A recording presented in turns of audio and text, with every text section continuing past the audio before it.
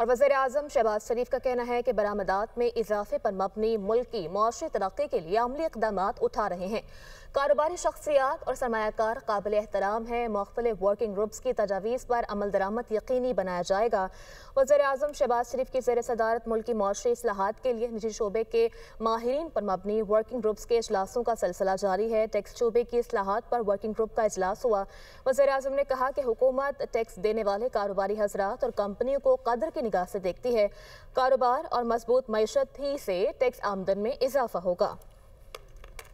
और वज़ीर-ए-आज़म शहबाज शरीफ का कहना है कि बरामदात में इजाफे पर मबनी मुल्क की मुआशी तरक्की के लिए अमली इक़दामात उठा रहे हैं। कारोबारी शख्सियात और सरमायाकार काबिल एहतराम हैं। मुख्तलिफ वर्किंग ग्रुप्स की तजावीज़ पर अमल दरामद यकीनी बनाया जाएगा। वज़ीर-ए-आज़म शहबाज शरीफ की ज़ेर सदारत मुल्क की मुआशी इस्लाहात के लिए निजी शोबे के माहिरीन पर मबनी वर्किंग ग्रुप्स के इजलासों का सिलसिला जारी है। टैक्स शोबे की इस्लाहात पर वर्किंग ग्रुप का इजलास हुआ।